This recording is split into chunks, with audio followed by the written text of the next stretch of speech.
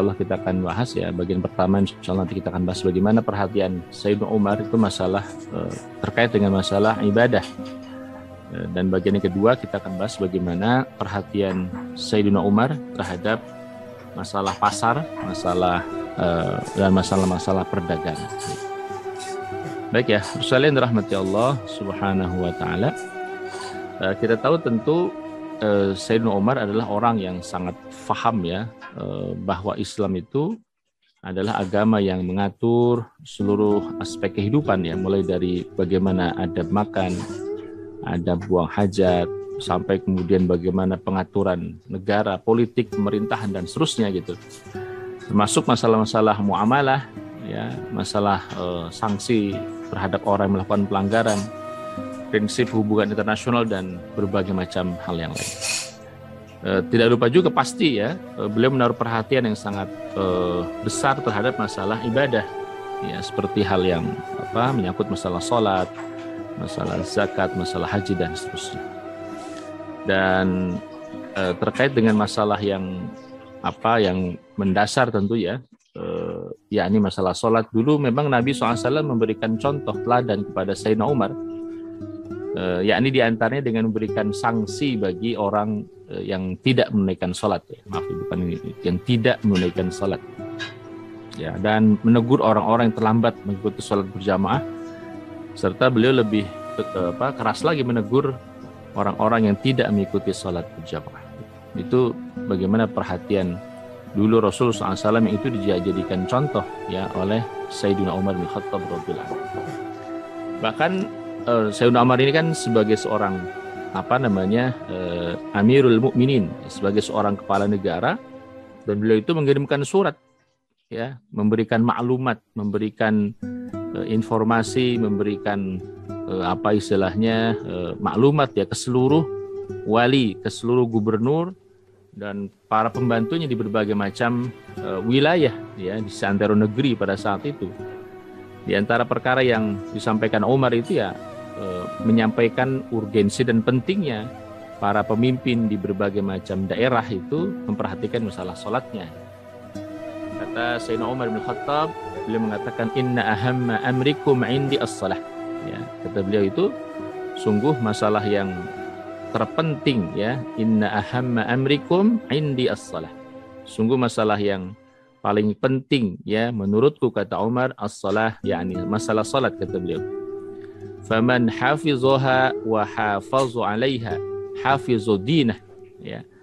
Dan siapa orang yang menjaga ya serta memeliharanya, maka kata Umar bin Khattab radhiyallahu anhu, hafizu dinah, maka dia telah menjaga agamanya. Wa man dhayya'aha fahuwa lima siwaha adya'. Ya. Dan siapa yang menyepelekan masalah salat ini, kata Sayyidina Umar, maka amalan lainnya pun akan disepelekan. Nah, jadi kenapa? Karena masalah yang dianggap penting ya, terutama menurut Sayyidina Umar bin Khattab adalah salat. Maka kalau orang sudah menyepelekan masalah salat, maka hampir pasti dia akan menyepelekan masalah yang lain selain salat itu. Ya, kenapa? Karena patokannya adalah as-salah, ini masalah yang beliau anggap sebagai aham amrikum indi as-salah. Ya, jadi masalah yang paling penting ya menurut Sayyidina Umar di antara as-salah.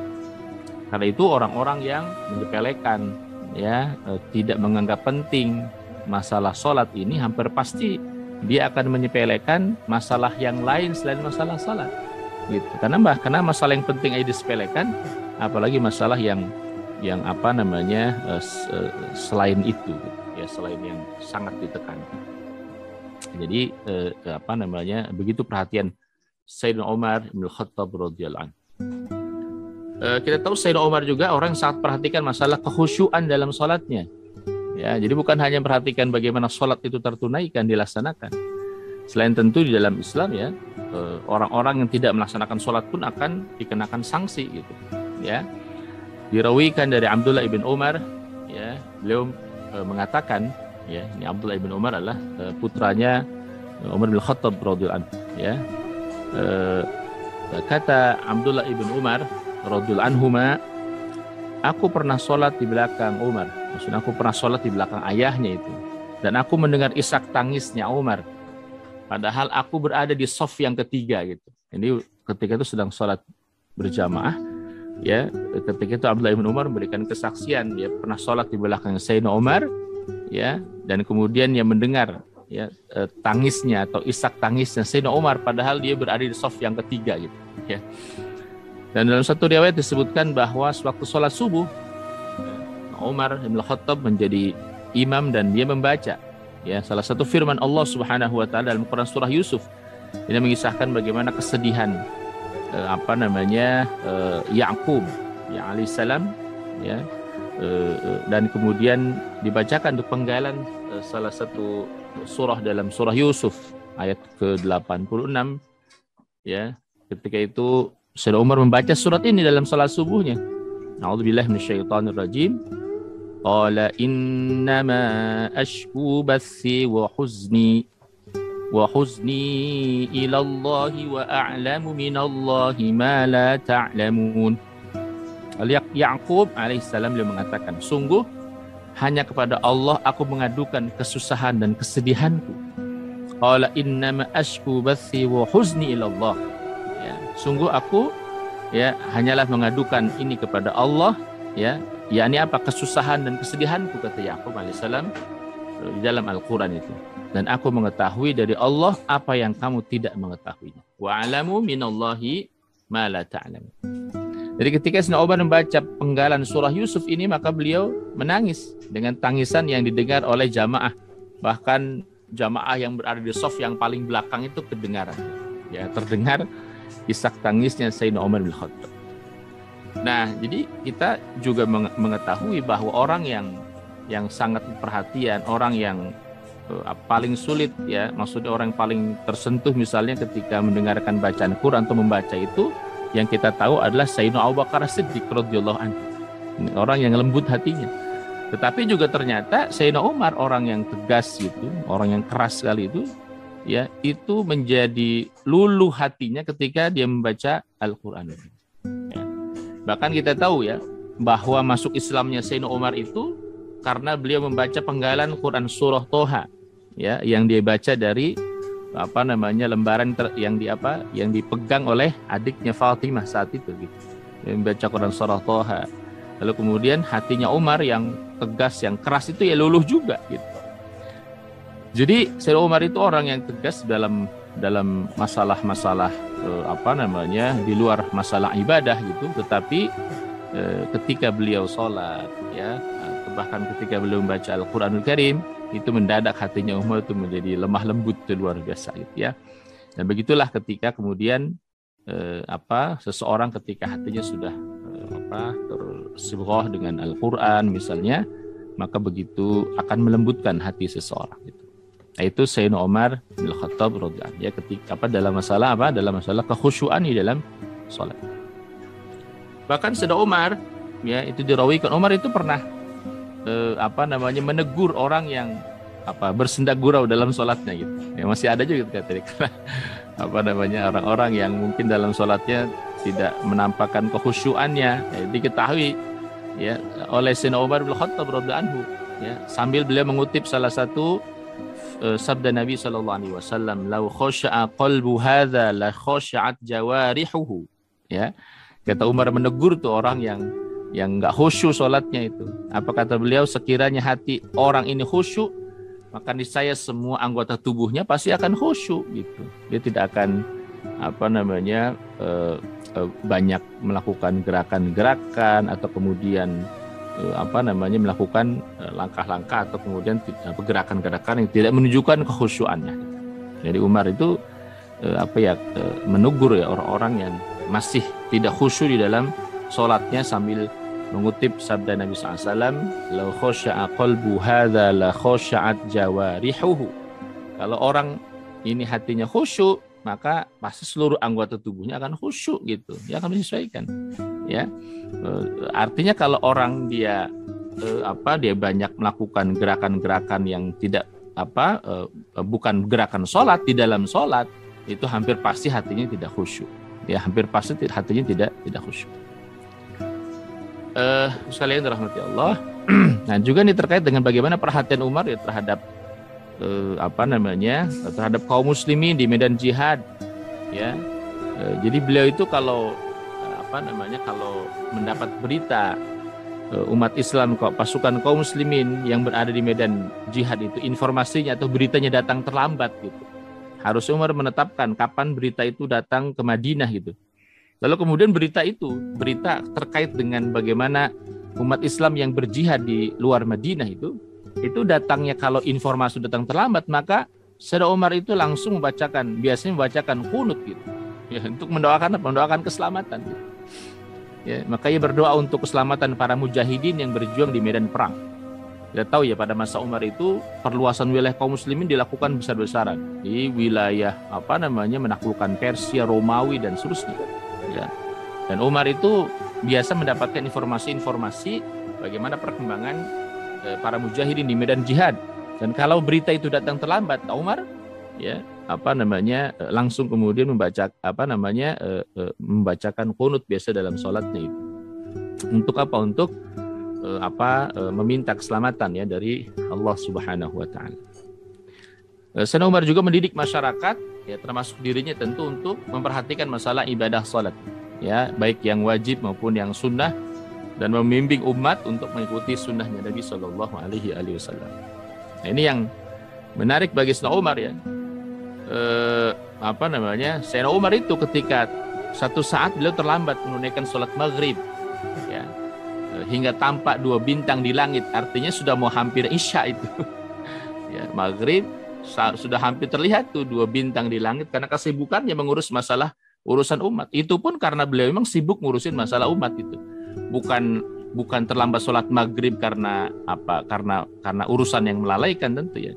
Beliau itu terlambat sholat maghrib karena mengurusi berbagai macam urusan kaum muslimin yang beliau urus. Lalu apa yang beliau lakukan? Maka seusai sholat dia langsung memerdekakan 2 orang budak. Kenapa? Karena merasa bersalah, merasa berdosa karena melaksanakan sholat maghrib sudah hampir masuk sholat isya. Ya, jadi sebagai bukti beliau merasa berdosa begitu ya, dalam tanda petik, walaupun sebenarnya ya masih dalam batas sholat maghrib itu sendiri begitu ya, bukan sudah lewat sholat maghrib gitu ya, artinya masih diperbolehkan, tetapi karena sudah sangat terlambat maka Sayyidina Umar bin Khattab radhiyallahu anhu itu sampai memerdekakan 2 orang budak itu karena perasaan atau merasa bersalah terlambat dalam sholat. Berikut dirawikan dari Salim ibn Abdullah dari Abdullah ibn Umar ya, bahwa satu saat Sayyidina Umar bin Khattab radhiyallahu anhu itu ya, ketika Sayyidina Umar membacakan khutbah Jumat, tiba-tiba ada seorang sahabat dari kalangan Muhajirin yang kemudian saat itu ya, tiba-tiba datang seorang sahabat dari kalangan Muhajirin. Umar bertanya, ya, maksudnya ini sudah ketika sholat Jumat, Umar bin Khattab itu sudah khutbah Jumat. Nah, lalu kemudian datang salah seorang kalangan Muhajirin, artinya dia datang sholat Jumat terlambat. Gitu. Datang sholat Jumatnya pas ketika Umar khutbah Jumat. Ya, artinya dia sudah terlambat tuh. Ya, sudah, yang lain Umar sudah khutbah, dia baru datang. Lalu Umar bertanya, "Ayy sa'ah hadhihi?" Ini jam berapa ini? Gitu. Jadi biasa ya, kalau saat itu beliau itu sedang menjadi khotib, jadi tidak harus menunggu selesai begitu ya, ditanya ini jam berapa. Jadi, orang Muhajirin terlambat itu menjawab, "Mohon maaf ya Umar, tadi aku sibuk sekali, aku baru pulang ke rumah setelah mendengar azan, karenanya aku hanya sempat mengambil air wudhu gitu. Ambil air wudhu lalu berangkat ke masjid untuk sholat Jumat." Ya, lalu apa kata Sayyidina Umar bin Khattab radhiyallahu anhu? Nah, ini juga ini kata Umar. Ya. Lalu kemudian Sayyidina Umar mengatakan, "Wa qad 'alimta anna Rasulullah sallallahu alaihi wasallam kana ya'muru bil ghusl." Ya. Ente kalau bahasa kita, ini ente itu cuman wudu aja datang ke masjid untuk sholat Jumat. Bukankah engkau mengetahui wa qad 'alimta anna Rasulullah sallallahu alaihi wasallam kana ya'muru bil ghusl? Bukankah Anda sudah tahu bahwa Rasulullah SAW ya dulu menyuruh Anda itu untuk mandi, menyuruh kita untuk mandi. Kalau mau sholat Jumat itu ya mandi, bukan cuma sekedar wudhu. Gitu. Nah, dimarahi oleh Umar. Jadi maaf ya Umar, ya Amirul Mukminin, saya datang terlambat. Tadi saya banyak kesibukan sampai kemudian saya pulang ke rumah sudah azan. Lalu saya wudhu, lalu saya berangkat. Kata Umar. Umar marahi lagi. Ya, Umar marahi lagi. Kenapa? Ya, bukankah ente tahu bahwa Rasulullah SAW itu bukan cuma merintahin ente buat wudhu kalau sholat Jumat, tapi apa? Ya muru bil ghusl. Ya, yani memerintahkan kalian, memerintahkan kita semua untuk mandi, bukan cuma untuk wudhu. Sedetil itu Sayyidina Umar memperhatikan orang-orang itu. Bukan cuma terlambat yang diperhatikan, ente terlambat ya, ente kenapa sholat Jumat aja terlambat, ya, sibuk dan seterusnya. Tadi saya ke rumah hanya sempat wudhu lalu berangkat, dikoreksi lagi oleh Umar, ya ente cuma wudhu datang sholat Jumat, padahal Rasulullah SAW menyuruh kita untuk mandi ketika masuk sholat, ketika melaksanakan sholat Jumat. Kata Sayyidina Umar. Jadi demikian ya perhatian Umar terhadap masyarakat, terhadap umat, agar mereka betul-betul sempurna, ya, agar betul-betul sempurna melaksanakan ibadahnya gitu. Terus kalian dirahmati Allah Subhanahu wa taala. Sayyidina Umar juga melarang ya untuk mengeraskan suara di masjid. Nah, jadi ketika sudah masjid, maka suara-suara itu ya direndahkan, tidak boleh kemudian bicara yang yang keras gitu ya, atau apalagi kenapa? Karena masjid itu ya tempatnya ibadah. Karena dikhawatirkan ada orang-orang yang sedang ibadah kemudian suaranya tinggi, suaranya keras mengganggu orang yang sedang ibadah. Ya, dirawikan dari Sa'id ibn Yazid ia berkisah, dulu saya pernah sholat di masjid, tiba-tiba seorang laki-laki melempar saya dengan kerikil, ya bercanda gitu. Karena dulu Masjid Nabawi ya tidak sebagaimana sekarang yang megah indah, yang rapi dengan keramik yang mewah gitu ya. Dulu Masjidun Nabawi ya cuma sekedar bangunan ya dengan sangat sederhana ya, dan di situ masih banyak kerikil-kerikil gitu ya. Kata Sa'id bin Yazid, ya, dulu saya pernah sholat tuh di Masjid Nabawi tentunya, tiba-tiba seorang laki-laki melempar saya dengan kerikil gitu. Ya, maksudnya mungkin bercanda atau gimana gitu. Selesai sholat, Umar bilang kepada saya, bawalah 2 orang ini untuk menemui saya. Wow gitu. Padahal ini orang dewasa maksudnya, bukan anak-anak ya.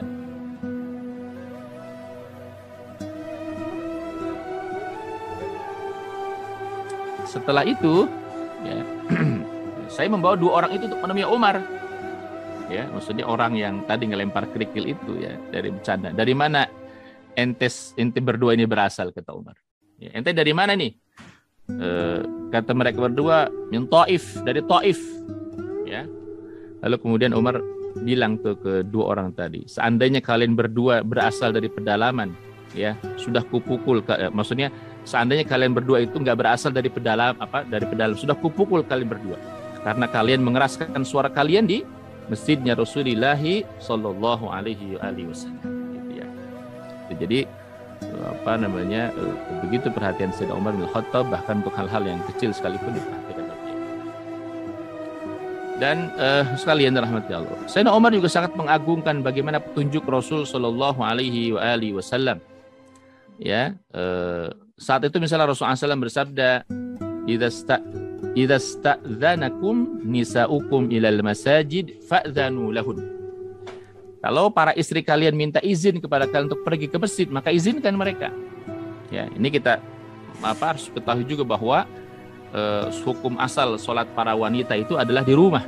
Ya, hukum asal sholatnya para perempuan adalah di rumah. Tetapi kalau seorang istri itu meminta izin kepada suaminya, meminta izin kepada suami untuk berangkat ke masjid, maka izinkan. Kata Rasulullah SAW. Sayyidina Abdullah ibn Umar radhiyallahu anhuma, ini putranya Sayyidina Umar, beliau melanjutkan, dia berkata, dulu istrinya Umar bin Khattab, maksudnya istri Sayyidina Umar bin Khattab salat di masjid. Umar mengatakan kepada istrinya, Anda telah mengetahui apa yang kusukai, kata Umar. Demi Allah saya tidak akan meninggalkannya sampai Anda melarang saya, kata istrinya. Jadi maksudnya istrinya itu suka sholat di masjid, dan Umar saat itu memang tidak melarang. Nah, istri mengatakan, demi Allah, katanya, saya tidak akan meninggalkannya. Maksudnya meninggalkan sholat di masjid kecuali kalau Umar melarangnya. Ya, kecuali kalau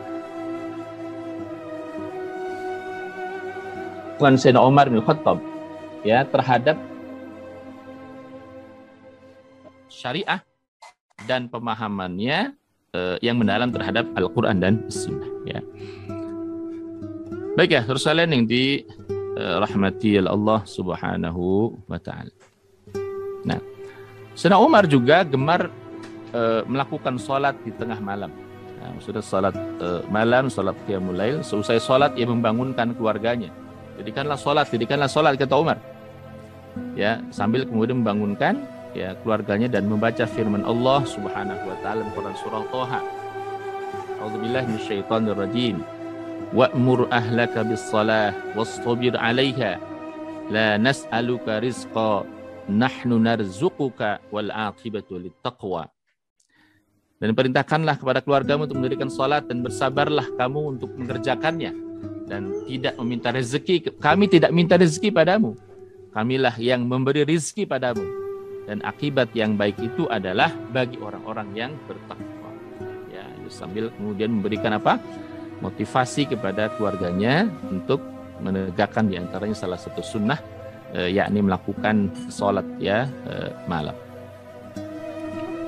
Terus kalian yang dirahmati Allah Subhanahu wa Ta'ala. Satu saat, nah ini bagaimana perhatian Sayyidina Umar ya. Umar larut memikirkan permasalahan kaum muslimin. Ini maklum ini kepala negara, Amirul Mukminin. Sampai satu saat Umar tidak sempat mengerjakan sholat malam dan tertidur. Ya, lalu Umar mengatakan, demi Allah, aku tidak bisa mengerjakan sholat malam dan tidur sampai-sampai aku membaca sebuah surat, tapi aku nggak sadar apakah aku sedang membaca awal atau akhir surat. Ya, maksudnya orang tuh ketika sudah sangat lelah, ya kurang tidur, nah itu istilah baca surat aja ketukar-ketukar gitu. Ini awal surat atau akhir surat, sampai Umar seperti itu gitu. Ya, ditanyakan mengapa hal itu terjadi ya Umar? Ya, mengapa hal itu terjadi ya Amirul Mukminin? Lalu Umar menjawab, ya karena pikiranku larut memikirkan urusan kaum muslimin, urusan umat Islam. Itu Masya Allah ya. Jadi bukan kita jangan kita pikirkan Sayyidina Umar bin Khattab ya, walaupun beliau merupakan karena beliau sebagai seorang Amirul Mukminin, seorang kepala negara, maka sekian banyak ya urusan-urusan yang diurus oleh Umar bin Khattab ya. Dan tentu dalam konteks itu pun Umar tidak meninggalkan perkara yang penting, yakni masalah masalah ibadah.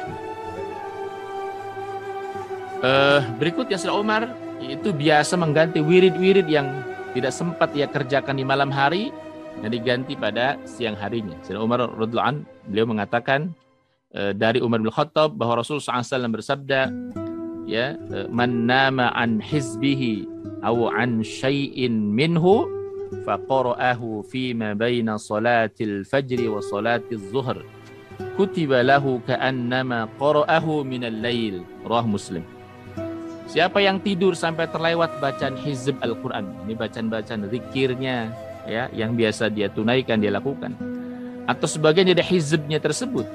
Ya, ini bacaan wirid-wirid ya. Lalu ia membacanya antara sholat subuh dan zuhur, maka ditulis baginya seolah ia telah membacanya sejak malam hari. Kalau dia terbiasa membaca wirid-wirid itu pada malam hari gitu. Ya. Misalnya karena satu dan lain hal itu kemudian terlewatkan itu wirid-wirid yang biasa dilakukan pada malam harinya. Ya, tetapi kemudian ditunaikan tuh pada pagi harinya, ya, antara waktu sholat subuh dengan waktu sholat zuhur. Maka apa kata Nabi SAW? Kutiba lahu ka'annama qara'ahu minal lail. Maka ditulis baginya seolah-olah dia telah membacanya sejak malam hari. Nah, itu yang juga dilakukan oleh Sayyidina Umar. Intinya tidak ditinggalkan. Ya, ketika dia biasa mendawamkan wirid-wirid tertentu, ya, tetapi kemudian ketika terlewat malam harinya karena berbagai macam kesibukan misalnya, maka yang dilakukan oleh Sayyidina Umar ya adalah menggantinya, ya, yakni pada waktu pagi hari, ya, diganti pada saat pagi hari, ya, untuk kemudian mengganti wirid-wirid atau hizbnya pada malam hari. Ya, itu karena apa? Karena mengutip atau kemudian karena mengacu kepada sabda Nabi Shallallahu Alaihi Wasallam. Jadi kalau orang kemudian tertidur lewat bacaan hizb Al-Quran, bacaan zikir dan seterusnya, ya, lalu dia baca itu setelahnya sholat subuh, antara sholat subuh zuhur, maka dia tercatat sesungguhnya membaca sejak malam hari. Dan rahmati Allah Subhanahu wa taala. Ya. Sayyidina Umar juga sering memanjatkan doa dan bermunajat kepada Allah. Ya, ia pernah berdoa, ya Allah, jadikanlah segala amal baikku, ya, jadikanlah amalku hanya semata mengharap ridho-Mu, dan janganlah Engkau jadikan amalku untuk mengharap ridho selain-Mu. Ya, itu doanya Umar. Ya Allah, bila Engkau menetapkanku menjadi orang yang sengsara, maka hapuslah ketetapan itu dariku, dan tetapkanlah aku menjadi seorang yang bahagia. Engkau menghapus dan menetapkan apa-apa yang Engkau kehendaki, kata Sayyidina Umar. Ya, itu di antara doa yang dipanjatkan oleh Sayyidina Umar bin Khattab radhiyallahu anhu. Berikutnya rahmati Allah Subhanahu wa taala. Sayyidina Umar juga sering mengajarkan kepada umat, kepada masyarakat untuk mendekati para pelaku ketaatan. Ya, Umar pernah mengatakan, hendaklah kalian mendekati lisan orang-orang yang taat. Dengarkanlah apa-apa yang mereka katakan, karena yang tampak bagi mereka adalah perkara-perkara yang benar. Ini juga perintah untuk apa? Untuk berteman, untuk bersahabat, atau untuk mendekati para alim, para ulama, atau orang-orang yang menaati Allah Subhanahu wa taala. Ya, itu dorongannya Umar. Hendaklah kalian mendekati lisannya orang-orang yang taat.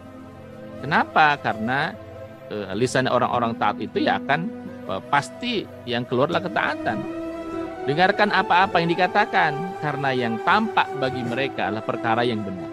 Nah, jadi orang taat itu pasti kalau bicara dia benar, kalau melakukan sesuatu dia pasti benar. Ya, maka bergaulah dengan mereka, dekati mereka, kata Sayyidina Umar. Sayyidina Umar juga sering senang berzikir mengingat Allah Subhanahu wa taala. Ia pernah mengatakan kepada Abu Musa al-Asy'ari, "Ya Aba Musa, ingatkanlah kami kepada Tuhan kami, kepada Rabb kami." Abu Musa selalu membacakan zikir dan Umar mendengarkan bersama orang-orang yang ada di halqah itu sambil meneteskan air mata. Masyaallah, ya. Itu beliau minta kepada Abu Musa al-Asy'ari, ya, maksudnya tolong nasihati kami, kira-kira begitu. Ya, nasihati kami agar kami ingat kepada Rabb kami, agar kita ingat kepada Allah Subhanahu wa taala. Ya, lalu Abu Musa al-Asy'ari membacakan zikir, ya, di hadapan Umar dan di hadapan yang lain itu. Ya, Umar mendengarkan bersama dengan kaum muslimin yang lain di dalam majelis tersebut. Ya, sampai Umar, ya, radhiyallahu anhu itu meneteskan air matanya karena mendengarkan zikir dan membaca zikir bersama dengan kaum muslimin yang dipimpin oleh Abu Musa al-Asy'ari. Ya, terus kalian dirahmati Allah Subhanahu wa taala. Ya, ini juga bagaimana perhatian Umar, ya, terhadap masalah zikir, masalah ibadah. Ya, Sayyidina Umar juga gemar duduk bersama orang-orang yang berzikir. Dirawikan dari Abu Sa'id Maula Abu Usaid, dia berkisah, Umar pernah melakukan patroli di masjid seusai sholat Isya. Ya. Dia menyuruh keluar semua orang yang berada di masjid kecuali orang yang sedang sholat. Lalu Umar berpapasan dengan beberapa orang sahabat, di antaranya adalah Ubay bin Ka'ab, salah seorang sahabat yang alim. Ya, selain Umar bin Khattab adalah Ubay bin Ka'ab. Umar bertanya kepada Ka'ab, siapa mereka ini? Ya, lalu Ubay bin Ka'ab menjawab, mereka adalah anggota keluargamu, ya Amirul Mukminin. Apa yang kalian kerjakan seusai sholat, katanya Umar. Ya, kami duduk dan berzikir mengingat Allah Subhanahu wa taala. Gitu, ya. Jadi Umar radhiyallahu anhu itu perhatian ya terhadap orang-orang yang sholat dan juga termasuk orang-orang yang gemar untuk berzikir kepada Allah Subhanahu wa taala. Berikutnya, saudara sekalian dirahmati Allah, ya, ini bagaimana Sayyidina Umar, ya, itu kemudian sering bergabung dengan mereka. Mereka itu orang-orang yang ahli zikir, orang-orang yang senang berdoa pada Allah Subhanahu wa taala. Kemudian Umar mengatakan kepada orang yang berada di deretan paling belakang itu, berdoalah. Ya, orang itulah membaca doa. Kemudian mendapat giliran hingga akhirnya tiba giliran saya gitu. Saat itu saya duduk di samping Umar. Ya, berikanlah tasbih itu kepada saya, kata Umar. Saat itu saya memang berzikir dengan menggunakan tasbih, lalu diminta oleh Umar tasbih. Lalu orang-orang mengatakan kepada saya, berdoalah, kendati Anda hanya mengatakan, ya Allah berilah ampun kepada kami, ya Allah kasihi kami. Ya, Allahumma gfirli, Allahumma gfirli, Allahumma arhamni, Allahumma arhamni, kira-kira begitu. Ya. Jadi doalah kalian, walaupun kalian cuma berdoa, Allahumma gfirli, Allahumma gfirli, Allahumma arhamni, Allahumma arhamni, gitu. Kemudian tiba giliran Umar yang membaca doa, dan tidak ada seorang pun di halqah itu yang paling banyak meneteskan air mata dan paling keras isak tangisannya dibandingkan Sayyidina Umar bin Khattab. Kemudian Umar mengatakan kepada mereka, sekarang bubarlah kalian, sudah selesai zikirnya. Nah, jadi luar biasa. Jadi Sayyidina Umar bin Khattab lagi-lagi ya, ketika kemudian beliau tentu di medan jihad ya, termasuk orang-orang yang sangat tegas, orang-orang yang sangat keras ya. Begitu juga ketika ada berbagai macam pelanggaran-pelanggaran, masalah muamalah, masalah apa yang lainnya, masalah apalagi pelanggaran syariah. Beliau sangat tegas, tapi dalam masalah ibadah, dalam masalah zikir ya terutama, Umar itu ya sangat mudah tersentuh hatinya. Ya sangat mudah tersentuh hatinya. Bahkan dia sering sekali meneteskan air mata, sering kali menangis gitu ya ketika mendengar bacaan Al-Qur'an, ketika sedang berzikir. Ya itulah Sayyidina Umar bin Khattab. Ya sisi lain dari Sayyidina Umar bin Khattab radhiyallahu anhu. Berikutnya dalam hal yang lain ya, yakni sholat tarawih misalnya. Kita tahu bahwa orang yang pertama mengumpulkan orang-orang melakukan sholat tarawih adalah Sayyidina Umar bin Khattab. Ya, kita tahu bahwa pada masa Nabi SAW itu memang Nabi SAW pernah beberapa kali kan keluar rumah untuk sholat di masjid gitu. Tetapi tidak mengorganisir orang-orang untuk untuk sholat berjamaah. Lalu orang pertama kali mengumpulkan orang-orang untuk melaksanakan sholat tarawih adalah Sayyidina Umar bin Khattab. Ya. Dia juga menuliskan surat kepada para pembantunya, para wali, para gubernur di berbagai wilayah agar melakukan sholat tarawih secara berjamaah. Alasannya kata Umar, karena pada suatu malam di bulan Ramadan, Umar pergi ke masjid dan melihat orang-orang berkelompok di sana. Ya. Jadi suatu saat Umar pergi ke masjid ya pada malam bulan Ramadan ya, dan orang-orang itu ada yang berkelompok-kelompok gitu, ada yang di pojok sana, pojok sini ya, ada yang di luar dan seterusnya, kira-kira begitu. Jadi nggak terorganisir ya, ada yang mungkin ngobrol ya, samalah di kita juga mungkin begitu ya. Kalau kalau misalnya malam 10 hari terakhir itu ada yang sholat, yang ngobrol-ngobrol, yang kemudian ngopi-ngopi lah, kira-kira begitu. Nah Umar ini pada saat malam bulan Ramadan ya, saat itu ya di masjid itu orang berkelompok-kelompok, ada yang di pojok sana, di pojok kiri depan sebelah kiri, depan sebelah kanan, di belakang segala macam gitu. Dan mereka sebagian lagi mengerjakan sholat sendiri-sendiri gitu. Sebagian lagi ada yang sholat berjamaah bersama kelompoknya masing-masing gitu. Jadi tidak indah dilihatnya oleh Umar gitu. Ya Umar melihat ini nggak indah ini nggak bagus ini ya, ada yang sholat sendiri, ada yang sholat berjamaah tapi berapa orang, lalu kemudian ada yang cuma sekedar diam saja gitu ya. Lalu Umar berkata, faqala Umar, wallahi inni la arani law jama'tu haula'i ala qari'in wahidin lakana amsal fajama'ahum ala Abi ibn Ka'ab ya Ubay ya, fajama'ahum ala Ubay ibn Ka'ab. Berkata Umar ya, ketika melihat fenomena gitu ya, ada yang pada saat malam Ramadan ada yang kumpul di sini, kumpul di sana, ada yang sekolah sendiri, macam-macam tuh, tidak terorganisir. Lalu Umar mengatakan, wallahi inni la arani law jama'tu haula'i ala qari'in wahidin lakana amsala fajama'ahum ala Ubay ibn Ka'ab. Seandainya aku kumpulkan mereka semuanya di belakang seorang imam, niscaya itu akan lebih utama ya.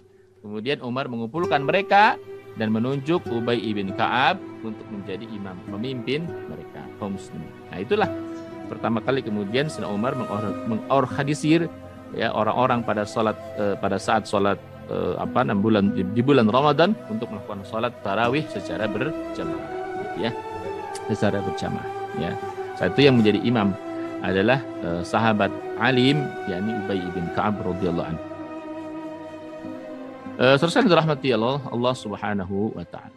Ya. Nah, berikutnya ya, pada malam berikutnya thumma kharajtu ma'ahu lailatan ukhra wan nasu yusalluna bi salati qari'ihim faqala Umar ni'matil bid'atu hadhihi wallati tanamuna anha afdalu min allati taqumuna yakni akhirul laili wa kana an-nasu yaqumuna awwalahu. Ya. Malam berikutnya ya, kata Abdurrahman ibn Qari ya, jadi setelah kemudian pada malam saat itu Umar melihat orang-orang berpencaran di masjid nggak jelas, lalu Umar mengumpulkan mereka. Maka pada malam berikutnya kata Abdurrahman bin Qarib, beliau mengatakan, ya, thumma kharajtu ma'ahu lailatan ukhra. Pada malam berikutnya aku pergi ke masjid bersama dengan Umar, ya, wan nasu yusalluna bi salati qari'ihim. Saat itu orang-orang salat berjamaah di belakang seorang imam, ya. Faqala Umar, lalu Umar berkata, ni'matil bid'atu hadhih. Ya, ini alangkah bagusnya bid'ah ini. Itu maksudnya perkara baru itu. Tentu secara bahasa ya, bukan bid'ah yang kemudian sesat menyesatkan tentunya.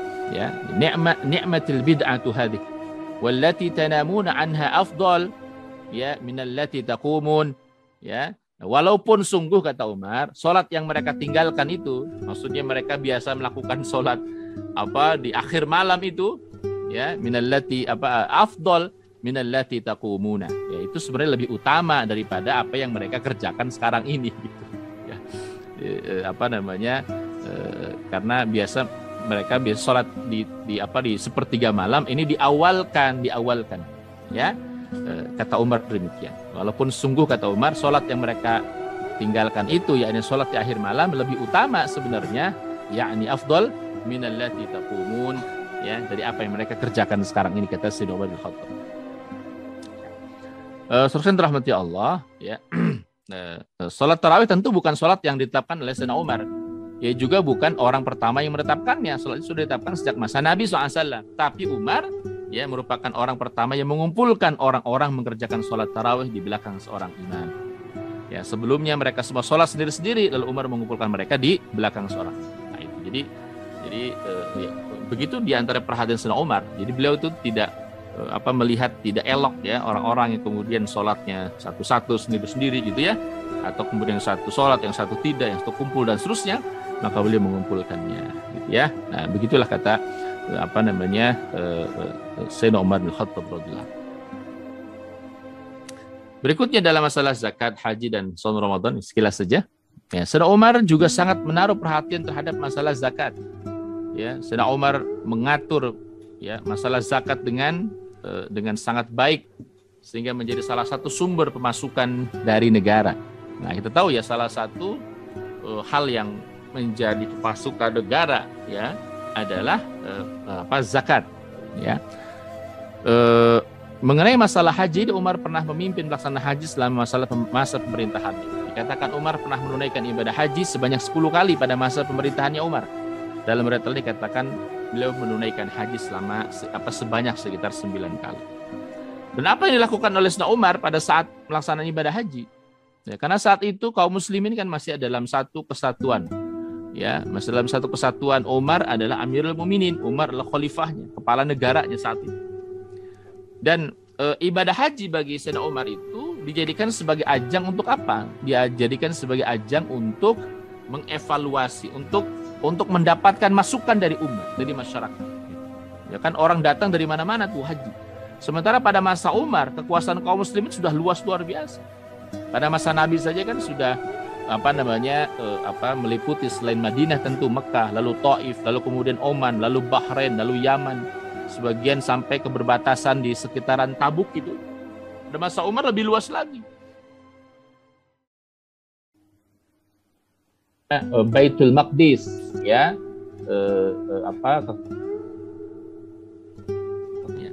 lalu kemudian ke wilayah Persia itu banyak sekali. Nah, pelaksanaan ibadah haji oleh Sayyidina Umar bin Khattab radhiyallahu anhu itu, ya, itu dijadikan sebagai sebagai tempatnya Umar untuk mengevaluasi para pejabat di daerah dan juga umatnya dan masyarakat kaum muslimin saat itu. Jadi siapa di antara kalian yang mengadukan permasalahan, wali-wali kalian silakan adukan kepada ketua Umar. Gitu. Jadi jadi Umar membuka semacam pengaduan, ya. Pada saat apa? Pada saat ibadah haji itu. Karena bisa jadi ada orang-orang tertentu atau wali atau gubernur yang melakukan pelanggaran, ya. Maka dibuka pengaduan tuh. Siapa? Anda mengadukan siapa? Para wali-wali kalian, kata Umar. Umar itu seringkali masalah haji itu beliau gunakan untuk mengevaluasi bagaimana kinerja para walinya, para gubernurnya di hadapan masyarakatnya. Ya, karena kalau sengaja mengumpulkan selain bulan Dzulhijjah itu pasti akan sulit, ya, atau datang ke masing-masing wilayah gitu, itu mungkin berat. Nah, makanya kemudian momentum haji itu betul digunakan oleh Sayyidina Umar untuk apa? Untuk mengevaluasi bagaimana kinerja para aparatnya, aparaturnya. Lalu kemudian Umar membuka pengaduan dari umat, dari masyarakat tentang kinerja dari aparatur yang ada di wilayah atau di daerah-daerah. Nah, ketika mereka melakukan pelanggaran, maka Umar menghukum mereka, ya, memberikan sanksi kepada para pejabat-pejabat. Ya. Baik, ya, di antara kewajiban seorang khalifah atau gubernur yang menjabat saat itu di daerah, ya, ditegaskan terkait masalah pelaksanaan ibadah haji, ini mengumumkan kepada publik mengenai waktu pelaksanaan ibadah haji dan kapan pergi ke Masjidil Haram, mengatur prosesi ibadah haji sesuai dengan ketentuan syariahnya, menetapkan kebijakan sesuai dengan posisi jabatannya, mengikuti sandaran-sandaran yang disyariatkan, dan mengimami sholat, ya, dan menyampaikan khutbah. Ya, itu yang dilakukan oleh para khalifah dan para gubernur. Ya, Sayyidina Umar senantiasa motivasi rakyat, memotivasi umat untuk menunaikan ibadah haji. Sampai-sampai ia pernah mengatakan, aku bertekad mengirimkan beberapa orang petugas ke daerah-daerah ini, disebutkan. Mereka bertugas menyelidiki siapa orang yang sudah memiliki kesanggupan, tapi ia belum menunaikan haji gitu. Ya, gitu. Jadi didata oleh Sayyidina Umar itu. Sayyidina Umar mendata orang-orang siapa yang berangkat haji, siapa yang orang yang belum berangkat haji, padahal dia sudah punya kesanggupan. Nah, ini lagi-lagi frame-nya adalah bahwa perkara tersebut adalah perkara yang sangat penting gitu. Karena haji itu adalah merupakan kewajiban. Maka Umar mendata tuh siapa di antara kaum muslimin, orang-orang yang sudah mampu tapi tidak menunaikan ibadah haji. Itu ditegur oleh Sayyidina Umar. Ya, ditegur oleh Sayyidina Umar bin Khattab radhiyallahu anhu. Ya. Ya. Sayyidina Umar juga telah beristihad supaya Ka'bah ramai dikunjungi di luar bulan-bulan haji. Nah, kita tahu ya, dulu sekian waktu lampau orang datang ke Ka'bah itu hanya pada saat bulan-bulan haji saja. Ya, di antara mereka datang bulan Dzulqa'dah, lalu kemudian puncaknya adalah bulan Dzulhijjah, orang-orang menunaikan ibadah haji. Ya, dulu seperti itu. Ya. Pada masa pemerintahan Abu Bakar dan Umar, orang-orang hanya melakukan ibadah umrah pada bulan-bulan haji saja. Ya, jadi umrah yang mereka tunaikan itu umrah yang merupakan rangkaian ibadah haji gitu. Nah, di luar bulan haji mereka tidak mengerjakan ibadah umrah. Karenanya Ka'bah menjadi sepi pengunjung dari berbagai daerah gitu. Ya, jadi Ka'bah itu ramainya pada saat sebelum Umar itu hanya pada saat bulan-bulan haji saja. Ya, yakni pada bulan Dzulqa'dah, Dzulhijjah lah. Bulan Dzulqa'dah mereka datang, bulan Dzulhijjah kemudian mereka melakukan rangkaian ibadah haji. Nah, selesai bulan haji, selesai bulan Dzulhijjah, itu Ka'bah sepi lagi gitu. Ka'bah sepi lagi.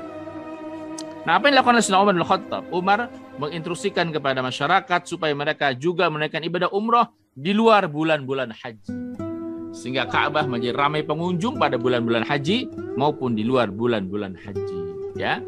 Itu juga yang didorong oleh Sayyidina Umar. Diriwayatkan bahwa Umar bersedekah juga tiap tahun terkait dengan itu, ya, dengan kain penutup Ka'bah dan membagi-bagikannya kepada para jamaah haji. Nah, itu bagaimana perhatian Sayyidina Umar terkait dengan masalah tersebut. Mengenai puasa, Umar pernah mendapat laporan bahwa ada seorang laki-laki yang berpuasa sepanjang tahun.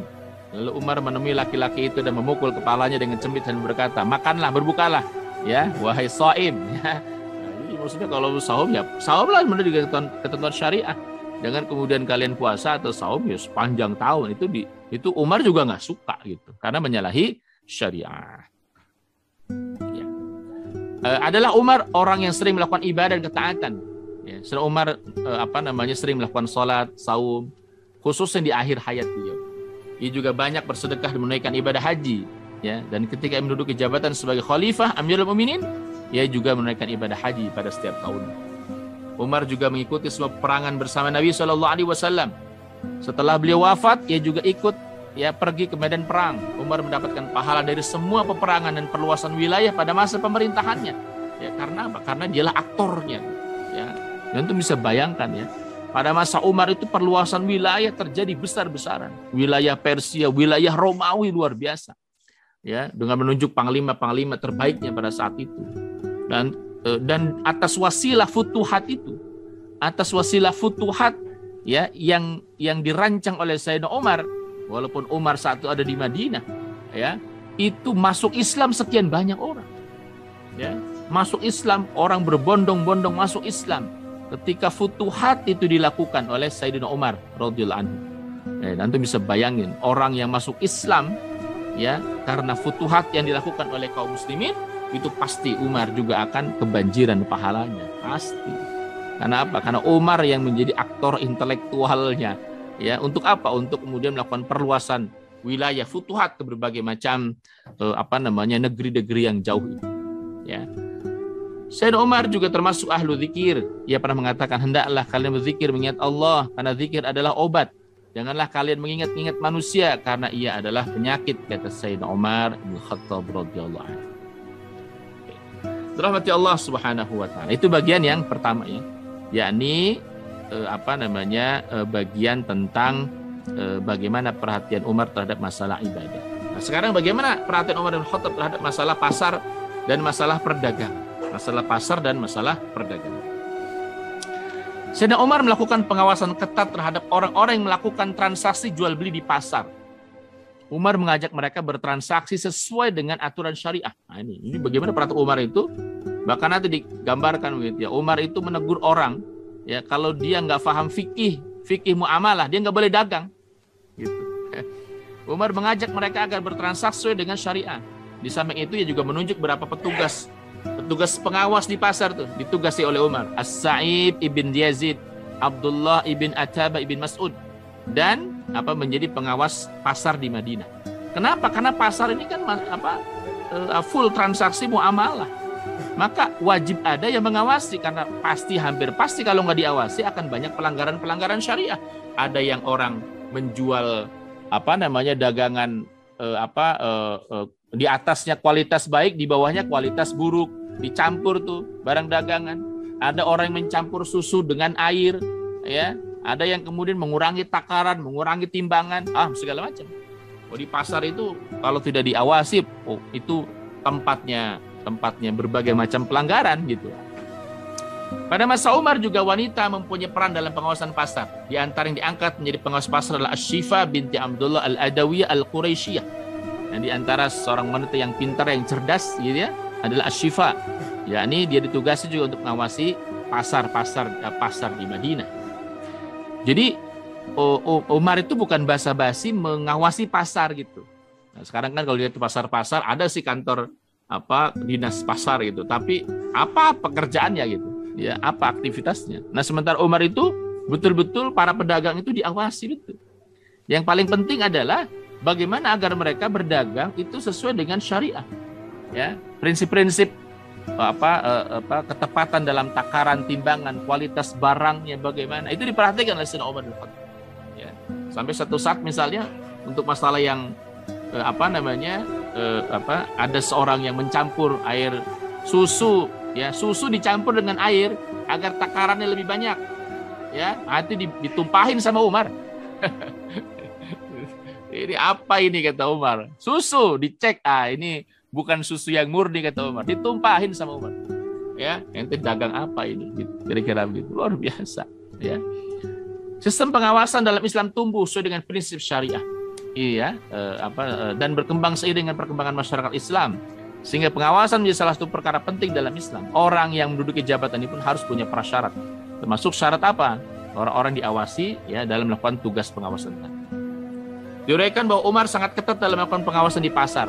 Ya keliling di pasar-pasar sambil bawa cemeti itu, bawa tongkat, bawa cambuk, dan menegur orang yang melanggar aturan itu dengan cemeti itu. Ya seringkali Umar mukul orang yang melakukan kesalahan. Ya itu sebagai takzir dari Umar gitu. Ya hukuman. Dirawaikan dari Anas ibn Malik yang berkisah. Satu hari aku pernah melihat Umar mengenakan sarung yang padanya terdapat 10 tambalan. Sampai dihitung ya oleh Anas ibn Malik. Yang sebagiannya ditambal dengan benang warna merah. Nggak matching lah ya. Ini pakaiannya misalnya putih, ini benangnya merah. Nah, itu kan kelihatan mencolok ya. Dia tidak mengenakan gamis panjang dan mengenakan sorban sambil membawa cemeti. Cemeti itu apa ya? Cemeti itu ya pukulan ya. Saat itu ia keliling di pasar Madinah. Itu kontrol Umar. Di pasar-pasar itu masuk Umar ke dalam pasar dan mengontrol. Kalau sekarang itu pejabat-pejabat masuk pasar itu pencitraan aja. Gitu. Ini harga ini berapa? 10.000. Loh, kok 10.000 ya? Sambil pura-pura kaget ya, kira-kira begitu. Jadi Umar itu datang ke pasar bukan pencitraan, bukan basa-basi seperti orang yang mau kampanye sekarang, orang yang mau dipilih sekarang. Karena pasar itu kan pusatnya banyak orang.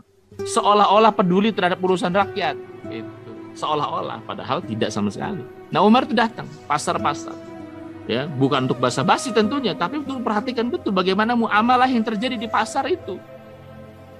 Dan Umar itu biasa bawa cemeti gitu, ya, bawa cemeti itu ya, bawa pukulan gitulah. Umar itu biasa kalau kemana-mana bawa cemeti untuk menghukum orang-orang yang melakukan pelanggaran, ya, untuk menghukum orang-orang yang melakukan pelanggaran. Al-Hafidz Az-Zahabi merawikan dari Qatadah bahwa Umar pernah mengenakan jubah yang terbuat dari kain wol yang padanya terdapat beberapa tambalan yang sebagian ditambal dengan benang berwarna merah. Ia keliling di pasar, di pundaknya terdapat cemeti. Wah, sambil megang cemeti di pundaknya, dan ia gunakan untuk menghukum atau menegur orang-orang yang melakukan pelanggaran, ya, saat itu. Di antara riwayat yang menjelaskan tentang pengawasan Umar di pasar adalah riwayat yang diriwayatkan oleh Muslim dari Malik ibn Aus ibn Haddatsan. Ia berkisah, saya pernah mendatangi sebuah pasar dan mengatakan kepada orang-orang, siapa yang ingin menukar uang dirham? Maksudnya, siapa yang membelinya dengan emas? Siapa yang menukar dengan dirham, ya, dan membelinya dengan emas, gitu, kira-kira begitu. Ini dirham ditukar dengan, dirham itu perak, ditukar dengan emas. Tolha bin Abdullah yang saat itu bersama Umar menjawab, perlihatkanlah kepada kami emas Anda. Emasnya apa? Siapa yang menukar nih dengan perak, gitu ya, dengan uang dirham? Ini emas. Lalu bawalah kepada kami bila pembantu kami sudah datang, kami akan berikan kepada Anda perak milik Anda. Ya, nah, jadi intinya ada yang menawarkan penukaran antara dirham perak dengan emas, gitu. Lalu Umar berkata, tidak, demi Allah, kata Umar, hendaklah Anda berikan kepada dia perak miliknya, atau Anda kembalikan kepada dia emas milik dia. Sebab Rasulullah SAW bersabda apa? Umar bin Khattab radhiyallahu anhu, ya, marfu'an, al-dhahab bil-dhahab riban illa ha'a wa ha'a, wal fiddah bil fiddah riban illa ha'a wa ha'a, wal burru bil birri riban illa ha'a wa ha'a, wasy'ir bis sy'ir riban illa ha'a wa ha'a. Ini kata Umar bin Khattab, ya, mengutip sabda Nabi SAW, perak dengan perak adalah riba kecuali serah terimanya tunai, ya, dilakukan tunai dan sama banyaknya. Gandum dengan gandum adalah riba kecuali serah terimanya tunai, ya, dan sama banyaknya. Jawawut juga sama, riba kecuali serah terimanya tunai dan sama banyaknya. Kurma juga sama demikian dan seterusnya. Dan ini Umar bin Khattab sedang menegur orang-orang yang ini berpotensi melakukan muamalah yang tidak sesuai dengan syariah, ya, ketika ini terkait dengan barang-barang ribawi, ya, terkait dengan barang-barang ribawi diingatkan oleh Umar menukar perak dengan emas, ya. Nah, itu ditegur oleh Umar, tidak, sambil mengutip sabda Nabi SAW. Nah, jadi mesti ini orang-orang yang orang-orang yang di pasar itu memang harus wajib orang-orang yang paham Islam, paham syariat, apalagi para pengawasnya, gitu. Nah, kalau pengawasnya nggak paham hukum Islam, masalah pedagangnya gimana? Perdagangan itu bisa berjalan sesuai dengan syariah. Makanya Umar bin Khattab itu mengharuskan orang yang masuk pasar, para pedagang wajib memahami hukum halal dan haram. Itu wajib itu. Ya, kalau kita orang yang bisa dagang, orang yang bisa jualan, dia bisa jualan. Nah, Umar itu tidak cukup orang yang punya barang dagangan, dia boleh dagang di pasar. Dia harus paham hukum Islam tentang masalah muamalah, gitu. Ya. Umar itu akan memukul pedagang yang berjual di pasar yang nggak tahu hukum syariat tentang jual beli. Dipukul semua. Umar mengatakan, tidak diperkenankan berjual di pasar milik kami orang yang tidak mengetahui masalah riba, kata Umar. Umar keliling di pasar-pasar memukul pedagang yang melanggar aturan. Jadi keliling di pasar patroli, dan siapa pedagang yang melakukan pelanggaran dipukul oleh Umar. Ya, sambil mengatakan apa? La yabi' fi suqina illa man yafqah wa illa akala riba sya'a am aba. Enggak boleh orang berjual di pasar kita ini kecuali yang punya pemahaman fikih. Ya, jika tidak maka dia pasti akan memakan riba, baik ketika dia menghendaki ataupun tidak. Ya, wa illa akala riba sya'a am aba. Ya, itu artinya gini, sadar apa nggak sadar, dia hampir pasti akan kecipratan itu riba atau Umar. Itu Umar sangat tegas dalam masalah ini. Ya, jadi para pedagang, para pebisnis, ya orang-orang yang melakukan aktivitas muamalah itu wajib memahami masalah fikih muamalah. Umar melarang tuh orang-orang yang nggak paham fikih masuk ke dalam pasar, nggak boleh. Ya, kenapa? Karena hampir pasti dia akan melakukan potensi pelanggarannya besar. Ya, maka beliau mengatakan tadi, la yabi'i fihi suqina illa man yafqahu wa illa akala riba syam. Nggak boleh orang berjualan di pasar kita ini kecuali orang yang faham fikih. Wah, luar biasa. Kalau kita orang faham fikih itu ya cuman para pengajar, guru-guru fikih, ya, para pedagang boro-boro faham fikih muamalah gitu ya, faham fikih jual beli dan seterusnya gitu ya. Malah pun terjadi ya kecurangan segala macam. Terus kalian dirahmati Allah Subhanahu wa taala. Umar menetapkan kaidah perdagangan dapat memperbaiki kondisi pasar, mengatur peredaran barang, menjamin stabilitas pasar hingga tidak ada praktek penipuan, kecurangan dan muamalah yang diharamkan. Umar juga tidak mengesampingkan masalah yang boleh dan apa yang tidak boleh dalam dunia perdagangan. Karena dia mengeluarkan sebuah kebijakan singkat yang bersifat komprehensif yang dapat melenyapkan segala kerusakan dan dapat mengatur segala hal dalam dunia perdagangan. Apa itu? Ya tadi, la yabi' fi suqina illa man qad tafaqqaha fid din. Nah, ini di sini kuncinya itu. Tidak boleh berjualan di pasar kita ini kecuali orang yang memiliki pemahaman fikih dalam urusan agama, orang yang tafaqquh fid din. Nah, itu akan menghindari apa? Kalau orang paham tafaqquh fid din, orang yang paham fikih, ya, maka apa? Maka akan terhindar dari penipuan, kecurangan, muamalah yang diharamkan. Ya, termasuk nanti ada orang yang misalnya menimbun barang, itu akan terhindar. Kenapa? Karena bisa jadi orang sekarang nimbun barang itu karena dia nggak paham hukumnya apa. Ya, makanya prinsip penting di dalam dunia perdagangan, di pasar khususnya, Umar menetapkan salah satu prinsip, la yabi' fi suqina illa man qad tafaqqaha fid din. Nggak boleh orang jualan di pasar kita ini kecuali orang yang tafaqquh fid din, orang yang faham dalam urusan agama. Yang nggak faham ya belajar dulu gitu. Bukan Umar melarang orang dagang, bukan. Tapi yang belum faham agama, belum faham fikih dalam perdagangan, maka ya dia harus belajar lebih dulu. Itu maksudnya. Ya, bukan melarang sama sekali tentunya gitu. Ya. Terus kalian dirahmati Allah, Umar tidak membiarkan terjadi kekacauan di pasar milik kaum muslimin. Karena itu Umar mengangkat 2 orang petugas yang mengawasi dan mengatur, ya, serta memelihara pasar. Ia pernah menugaskan Sulaiman ibn Hasamah untuk menjadi pengawas di sebuah pasar. Ia juga menugaskan As-Sa'ib ibn Yazid untuk menjadi pengawas di pasar Madinah bersama Abdullah ibn Ataba ibn Mas'ud. Selain itu juga mengangkat seorang pengawas umum terhadap semua pasar dan beberapa pengawas yang bertugas di setiap pasar di bawah koordinasi para pengawas umum tadi.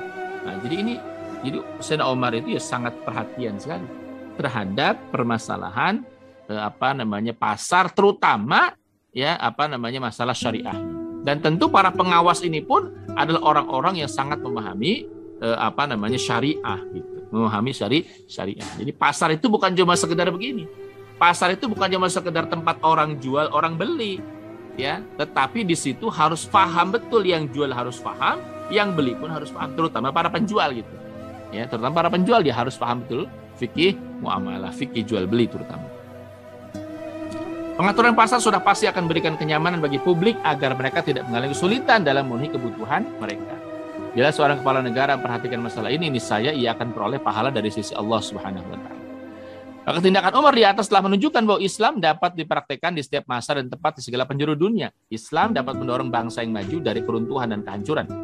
Islam tidak pernah menutup jalan bagi bangsa yang ingin maju dan tidak membiarkan bangsa yang lalai larut dalam kelalaian. Gitu.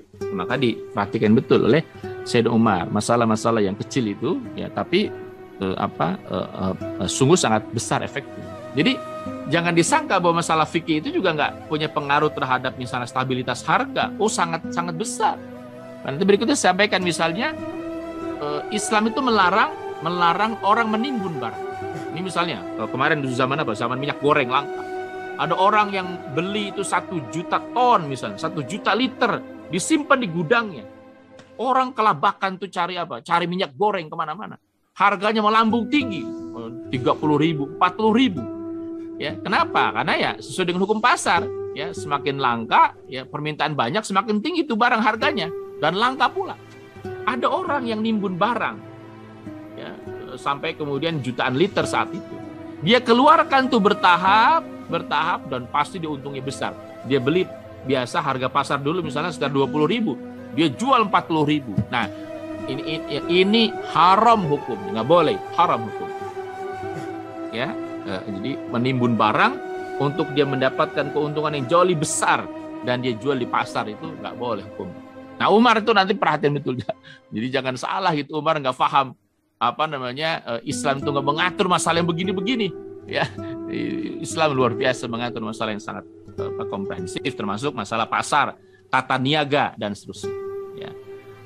Nah, di antara hal prinsip dalam masalah pasar itu kebebasan keluar masuk pasar. Ya, kebebasan keluar dan masuk. Maksudnya begini. Maksudnya pasar itu adalah milik umum. Ya, satu prinsip misalnya nanti Umar juga mengatakan. Ya, Umar mengatakan memposisikan pasar itu seperti masjid. Maksudnya apa? Orang tuh nggak boleh ya membatasi itu blok saya misalnya, nggak boleh. Satu prinsip yang kemudian kita harus pahami, pasar itu ya supaya orang bebas masuk dan keluar pasar. Tidak dibatasi oleh hal-hal yang tertentu yang membatasi tentunya. Masalah harga kah, masalah kios yang harganya tinggi dan seterusnya. Nah, kebebasan transaksi dan adanya persaingan yang sempurna di pasar Islam tidak akan terwujud selama halangan-halangan tidak dihilangkan dari orang-orang yang melakukan transaksi di pasar. Ya. Agar pasar tetap terbuka bagi semua orang yang bertransaksi di dalamnya, maka Umar memperbolehkan untuk membatasi setiap tempat di pasar atau menguasai tempat tanpa memberi yang lain. Gitu. Umar melarang, ya, tetapi membiarkan orang memilih tempatnya di pasar selama ia masih berjual beli. Bila sudah selesai, maka tempat tersebut untuk siapa yang lebih dulu datang. Gitu. Jadi prinsip begitu. Anda mau datang ke masjid di stop yang pertama, ya itu orang nggak boleh geser, yang tempat saya nggak boleh. Sama di pasar juga gitu. Pedagang datang pertama kali di situ, ya itu sudah di situ tempatnya. Gitu. Nah, itu ya. Dan kalau sudah selesai, maka tempat tersebut untuk siapa yang lebih dulu datang, terserah gitu. Ya, jadi dulu itu ya pasar itu ya hanya sekedar lapang saja, tapi ditentukan ini adalah pasar, ya, dan pasar itu ingat itu milik umum. Karena prinsipnya milik umum, maka semua orang boleh memanfaatkan, nah, gitu ya. Maka kalaupun jadi orang yang datang pertama kali, maka dia tidak boleh, dia ada di situ, dia boleh memilih tempatnya gitu. Yang datang belakangan di wayahnya dia mendapatkan tempat yang lain, kira-kira begitu. Nah, itu prinsip pasar di dalam Islam. Diriwayatkan oleh Umar, bahwa Umar berkata, pasar itu menganut ketentuan masjid. Siapa yang datang lebih dulu di satu tempat duduk, maka tempat itu miliknya sampai dia berdiri dari situ dan pulang ke rumahnya atau selesai jual belinya. Besoknya bagaimana? Besoknya tergantung siapa yang paling dulu datang gitu. Ya, gitu. Besoknya tergantung, ini tempat saya loh ya, nggak bisa. Siapa yang paling dulu datang, itu tempat dia di situ. Kira-kira begitu. Nah, menganut kata Umar itu. Umar menyampaikan bahwa pasar itu menganut ketentuan masjid. Ya, siapa yang datang lebih dulu di suatu tempat duduk, maka tempat itu miliknya sampai dia berdiri pulang. Besoknya lain lagi urusannya gitu. Ya.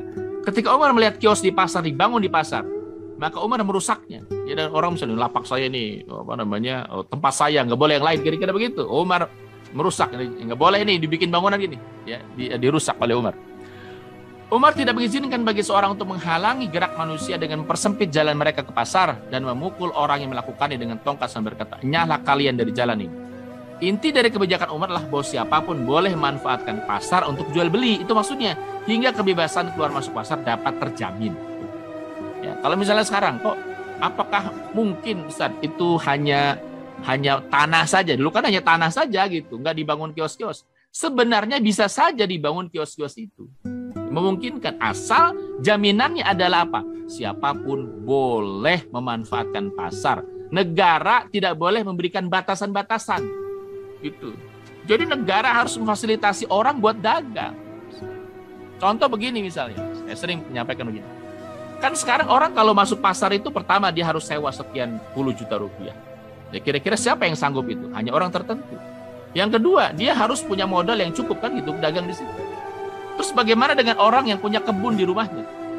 Ya, di kebun di belakang rumahnya dia punya kebun, misalnya kebun apa? Kebun cabai. Cuman ada 1-2 kilo dia punya cabai. Terus kalau harus sewa lapak, ya sudah selesai urusannya. Maka orang yang misalnya dia punya cabai berapa kilo, petik dari hasil kebunnya, lalu dia punya ayam beberapa ekor, nih saya pengen jualan ayam, maka dia boleh datang ke pasar, dia jualan, silahkan. Begitu prinsipnya. Sekarang orang ya cuman punya cuman punya ayam berapa ekor, itu nggak bisa jualan kan begitu. Ya, masuk pasar harus ini, bayar segini, retribusi sekian, selesai sih. Nah, maka kalau kita perhatikan kebijakan dalam Islam, intinya begini ya. Intinya bukan kemudian pasar itu nggak boleh dibangun atau apanya, bukan. Tetapi prinsipnya adalah siapapun boleh memanfaatkan pasar karena dia milik umum. Nah, itu intinya. Intinya itu, ya. Memang pada masa Umar itu memang hanya tanah saja gitu, hanya lapang saja. Makanya Umar merusak tuh kalau orang bangun kios lah gitu, bangun apa istilahnya ya? Oh ini punya saya, milik saya, nggak boleh, ya nggak boleh gitu, kira-kira begitu, nggak boleh kata Umar. Bisa jadi nanti setiap orang bisa jadi mendapatkan lapak asal semua orang bisa manfaatin gitu. Misal dibuka, siapa yang mau dagang di pasar ini, ya dibuka kan? Dan itu kan bisa jadi di satu desa di satu desa satu pasar. Satu desa satu pasar. Jadi yang bisa berdagang di situ adalah orang di desa tersebut misalnya. Itu bisa begitu. Ya, diperlakukan kebijakannya. Intinya apa? Intinya nggak boleh orang negara tidak boleh membatasi masyarakat yang mau berdagang, nggak boleh. Mesti negara yang fasilitasi, bukan jual lapak gitu. Ya, itu namanya jual beli dengan rakyat. Sementara kalau mau mesejahterakan rakyat itu adalah apa? Pasar dibangun oleh pemerintah, digratiskan kepada rakyat. Itu baru masyarakat bisa sejahtera. Terus sekarang belum apa-apa, sewa lapak puluhan juta rupiah. Terus gimana masyarakat mau sejahtera kalau begitu? Nah, ini kalau kita mau belajar dari kebijakannya Umar ya. Kita mau belajar dari kebijakannya Umar itu ya begitu. Orang tuh nggak boleh mau dagang, silakan ente dagang. Yang saya pengen tempat di situ, ente datang lebih awal. Gitu. Ya, kalau ente datang belakangan jangan ngusir-ngusir orang yang sudah ada di situ, nggak boleh. Ya seperti halnya soft sholat, nah, gitu. Yang datang pertama silakan tempati soft yang pertama. Kalau ente datang belakangan, ya soft di belakang, kira-kira begitu. Itu prinsip ya pasar dalam Islam, luar biasa. Ini saya bayangkan ya, kalau negara memfasilitasi di setiap desa misalnya ada tanah milik umum yang dibangun oleh pemerintah itu, ya, dan orang bebas jual beli di pasar, itu luar biasa sebenarnya. Sekarang ada halangan orang-orang itu untuk berdagang itu karena apa? Karena dibatasi, ya, karena dibatasi gitu, ya orang nggak boleh jual beli dan seterusnya, karena harus membayar ini sekian dan seterusnya. Nah, Sayyidina Umar bin Khattab juga sangat tegas bagi orang-orang yang menimbun barang, ya, orang-orang yang menimbun barang. Para pelaku monopoli memainkan barang yang dibutuhkan oleh umat dan memanfaatkan hartanya untuk membeli barang, kemudian menahannya sambil menunggu naiknya harga barang tanpa memikirkan penderitaan masyarakat.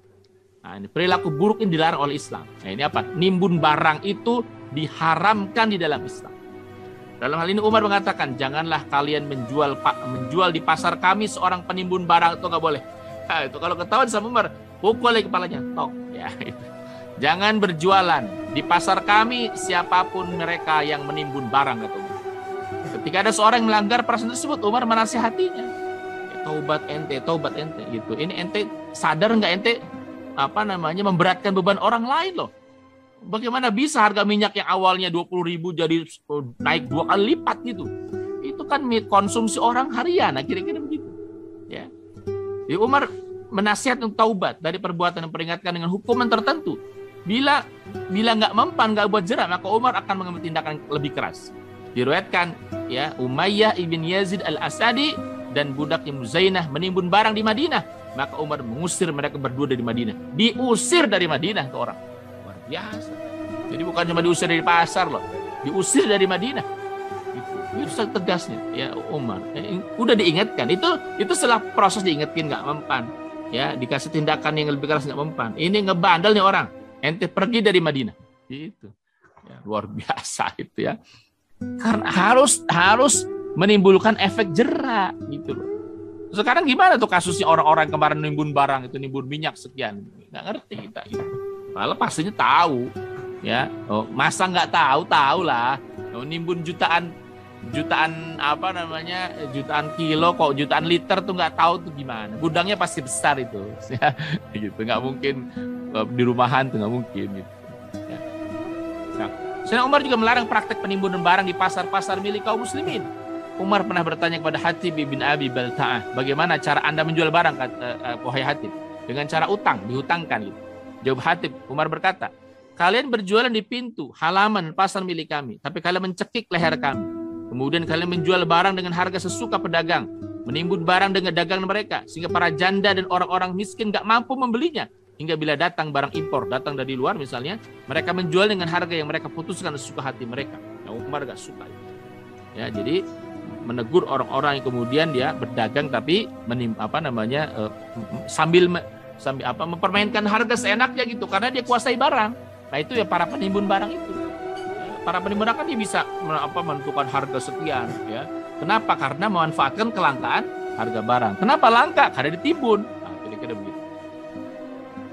Sayyidina Umar tidak hanya membatasi praktek penimbunan terhadap barang-barang kebutuhan pokok dan hewan, ya, kebutuhan pokok dan hewan-hewan, ya, tapi yang menjadikannya bersifat umum terhadap setiap barang yang mendatangkan madarat bagi orang-orang bila barang itu nggak ada di pasaran. Jadi kalau barang itu nggak ada, itu pasti menimbulkan doror, ya. Itu juga akan ditindak oleh Umar. Malik merawikan dari Al-Muwatta, ya, Imam Malik, ya. Imam Malik maksudnya merawikan dari Al-Muwatta bahwa Umar pernah mengatakan tidak boleh ada praktek monopoli di pasar-pasar milik kami. Monopoli itu ya, tadi maksudnya orang-orang nimbun barang, sebenarnya barang itu dikuasai semua sama dia. Nggak boleh, kata Umar, nggak boleh. Terus kalian dirahmati Allah Subhanahu wa taala. Ini bagian terakhir ya, terkait dengan bagaimana Umar bin Khattab memerintahkan masyarakat untuk giat bekerja. Juga diperhatikan betul oleh Umar. Umar motivasi orang untuk berusaha bekerja mencari nafkah. Dirawikan Muhammad ibn Sirin, dari ayahnya dia berkisah. Saya dulu, ini ayahnya Muhammad ibn Sirin, seorang tabi'in. Saya pernah bersama Umar bin Khattab hingga waktu maghrib. Saat itu saya sedang membawa sebuah bungkusan berisi barang dagangan. Kata Umar, apa ini? Ku jawab, ini bungkusan berisi barang dagangan. Saya berjualan di pasar ini, kata dia. Umar lalu memberi barang dagangan saya, lalu Umar berkata, wahai orang-orang Quraisy, katanya, jangan sampai kalian kalah dengan orang ini dan orang-orang seperti ini. Dia dalam masalah perdagangan, sebab perdagangan adalah sepertiga dari kekuasaan. Kata Umar begitu. Maksudnya kekuasaan itu penting, ya. Sebagaimana pentingnya kekuasaan gitu. Sehingga orang yang berdagang dia bisa punya banyak harta dan dia kemudian bisa banyak bantu orang lain lah. Kira-kira begitu. Ya. Umar juga pernah mengatakan, wahai orang-orang miskin, tegakkanlah kepala kalian dan berdaganglah. Karena jalan yang hendak ditempuh sudah jelas. Janganlah kalian menjadi beban orang lain. Nah, itu intinya. Jangan jadi beban orang lain. Ya, kalau nggak mau jadi beban orang lain, kata Umar, dagang. Gitu. Dagang, kata Umar. Ya, ini seruan khusus bagi ayyuhal masakin. Bagi orang-orang miskin itu. Tegakkan kepala kalian. Maksudnya jangan rendah gitu, dan kemudian berdaganglah. Dalam kesempatan lain, dia mengatakan, janganlah salah seorang di antara kalian berpangku tangan dalam mencari rezeki. Sambil dibilang, ya Allah, anugerahkan rezeki kepada saya. Padahal dia sudah tahu bahwa langit tidak akan menurunkan emas dan perak. Gitu. Wah, ini dalam sekali nasihatnya Sayyidina Umar. Ya, jadi apa kata Sayyidina Umar? Jangan ente berpangku tangan, jangan diam dalam pencari rezeki, bergerak, ya, bergerak, kata Sayyidina Umar. Ya, jadi jangan kemudian ente diam di rumah, ya, tidak mencari rezeki, ya. Lalu dia bilang, ya Allah, anugerahkan kepada kami rezeki. Ya, padahal dia sudah tahu langit itu tidak menurunkan emas dan perak. Wah, luar biasa. Dalam, ya, nasihatnya Sayyidina Umar bin Khattab. Demikian kira-kira yang bisa sampaikan. Ya, mudah-mudahan ada manfaatnya. Ya, hadanallahu wa iyyakum. Assalamualaikum warahmatullahi wabarakatuh. Waalaikumsalam warahmatullahi wabarakatuh. Masya Allah, luar biasa sekali ini. Baik sahabat sekalian yang sudah hadir tadi di Zoom dan YouTube, juga ada yang di Facebook, Ustaz. Nah, ini ada beberapa pertanyaan yang masuk, tapi bagi sahabat yang ingin bertanya silakan juga untuk menyampaikan pertanyaannya. Mudah-mudahan bisa dijawab atau dibacakan. Nah, ini Ustaz ada penanya di Zoom ini. Izin bertanya Ustaz, dalam sistem Islam apakah pasar juga pasar juga akan menetapkan biaya iuran atau distribusi, tempat, dan kebersihan. Nah ini senada ini Ustaz. Masya Allah, pasar dalam sistem pemerintahan Islam sungguh sangat luar biasa, digratiskan. Harusnya kita rindu sistem tersebut karena rakyat susah ditambah dipaksa oleh pemerintah. Izin bertanya Ustadz, bagaimana kita agar bisa menyadarkan umat? Ini selaras dengan pertanyaan di atas terkait dengan pasar Ustadz. Nah ini juga satu lagi nih Ustadz. Nah, lapak di pasar dibeli lalu dibayar retribusi. Banyak yang nanya para pedagang kayak ini.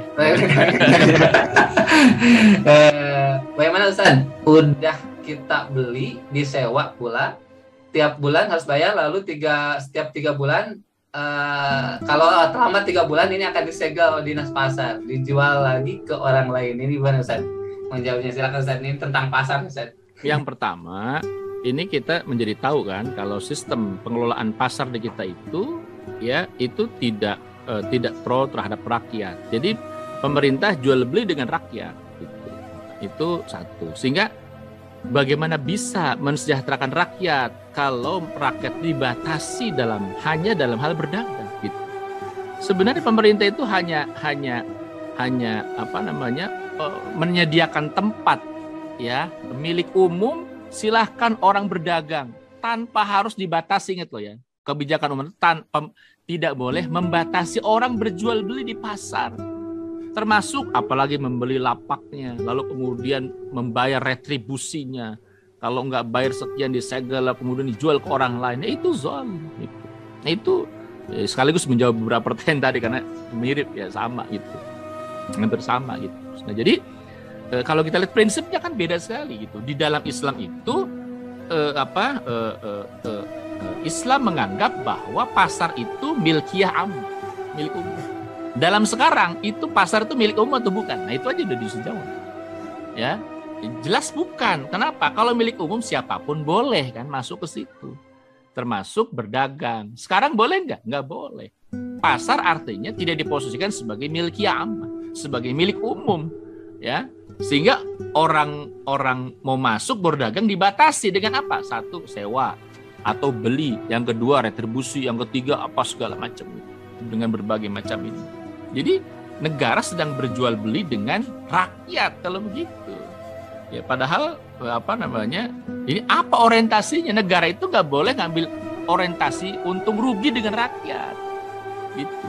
Ya, negara itu nggak boleh memposisikan dia sebagai penjual, rakyat sebagai pembeli, ya, atau kemudian penyewa, gitu nggak boleh. Gitu. Nah, jadi kecuali begini ya, bisa jadi memang ada bangunan yang dimiliki swasta, ya silahkan kalau itu swasta misalnya. Tapi kalau negara nih mau concern terhadap urusan rakyat, maka urusan pasar ini menurut saya urusan yang penting sekali. Antum lihat, saya itu bukan meliti ya, memperhatikan nih masalah pasar aja nih. Kalau pemerintah serius saya ngurusin pasar, masyarakat tuh minimal mereka bisa makan tiap hari. Masa kalau pasar diperhatikan, pertanyaan sekarang, bagaimana perhatian pemerintah terhadap masalah pasar? Apakah di setiap desa misalnya ada pasar disediakan yang itu boleh masyarakat siapapun boleh dagang di desa itu? Nggak ada menurut saya. Ya, orang dia harus berangkat beli kios di pasar dengan harga mahal, ya, dan seterusnya gitu. Nah, jadi ini salah satu kebijakan ya. Masalah pasar aja itu kan luar biasa gitu loh. Yang kita tuh pasar itu cuma dimanfaatin pas ketika kampanye aja gitu. Perhatian ini segala macam gitu ya. Nah, ini sebenarnya jadi esensinya itu bukan melarang membuat bangunannya sebenarnya kalau menurut saya itu, tetapi semua orang itu berhak manfaatin gitu. Sebagaimana orang masuk ke masjid. Nggak boleh, ente punya apa gitu masuk masjid ya, punya uang kenceleng nggak? Kalau nggak kenceleng balik sana nggak bisa. Siapapun boleh masuk. Tadi yang saya bilang gitu loh, kan nggak semua orang pedagang itu punya modal besar toh, ya kan? Saya bilang tadi ada orang di kampung-kampung itu, di kampung saya misalnya banyak orang yang punya ayam misalnya 20 ekor, ya kan? Terus kemudian dia punya di belakang kebunnya punya punya kolam ikan sedikit saja. Terus ketika dia punya kebutuhan, ini butuh kebutuhan, bawa ayamnya gitu. Kemana dia harus bawa ayamnya itu kalau bukan ke pasar? gitu. Ya kan, orang di kampung segala macam. Ini saya bawa ayam, dia bawa pakai sepeda, lalu kemudian dia bawa itu berapa ekor ayam, dia terjadi transaksi jual beli. Begitu. Sehingga orang yang hanya punya kebun kecil, dia punya punya kebun apa misalnya gitu ya, dia punya kebun bawang, dia panen cuma paling 5-10 kilo, dia bawa ke pasar. Ini saya punya bawang, ya silakan dibeli. Saya punya cabai, silakan dibeli. Masya Allah. Ini sekarang kalau orang punya barang-barang cuma sedikit saja jumlahnya, nggak bisa dia jualan di pasar, nggak bisa. Nah itu esensinya. Ya. Ini Ustaz, ada pertanyaan lagi, ini mungkin dia masih tentang pasar dulu Ustaz. Ustaz, bagaimana kalau pasar yang jual belinya wanita? Ini mungkin pikir juga Ustaz, ini nggak apa-apa ya? Iya. Terus Ustaz, tadi yang penegasan yang tadi, apakah dalam sistem Islam retribusi itu ada atau seperti apa? Ya tadi sudah jawab sebenarnya ya. Jadi nggak boleh negara itu menghalangi rakyat untuk berjual beli. Termasuk kalau retribusi memberatkan, ya nggak perlu.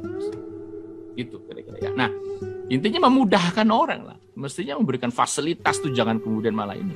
Emang negara kan dia harus punya cara bagaimana ngurus rakyat dari berbagai macam sumber kan itu. Nah, kalau negara ini saja nih, ya itu kan disampaikan oleh mantan komisioner KPK ya. Kalau masalah pertambangan diurus dengan cara yang benar, tidak bocor itu utang negara udah bisa dilunasi. Masalahnya kan kita ini negara ini nggak punya uang itu bukan karena betul-betul nggak punya uang, tetapi apa? Tetapi banyak yang bocor gitu. Masalah tambangnya bocor, masalah minyak dan gasnya bocor. Ya, Pertamina katanya rugi, padahal jualannya tiap hari gitu ya. Listrik PLN katanya rugi, padahal kita nggak pernah nunggak bayar listrik kan gitu. Nah, jadi ini masalah kebijakan sistem kapitalisnya, sehingga negara ini dia seolah-olah memang tidak punya anggaran untuk masalah tersebut gitu. Jadi mestinya negara yang fasilitas itu, pasar dibuat bagus, dibuat indah gitu ya. Terus kemudian orang juga bebas masuk memanfaatkan pasar sedemikian rupa gitu. Ya, jadi bisa dibuat begitu kan kebijakannya. Bisa pasar per kecamatan atau bisa pasar per desa, sehingga ya udah dia dagang di situ, desa ini dagang di situ gitu. Nah, gitu kira-kira. Nah, berikutnya terkait dengan wanita berjunah. Ini kan ini kalau masalah muamalah ya dipersilahkan kan gitu dalam perkara masalah muamalah. Hanya lagi-lagi kan kalau dalam Islam itu siapa yang menanggung nafkah, itu pertanyaannya gitu. Ya kan? Kalau masalah boleh tidak boleh ya boleh. Ya, tetapi masalahnya adalah siapa yang kemudian menanggung nafkah. Ini kalau ketemu Umar mungkin akan ditanya begini, ente punya suami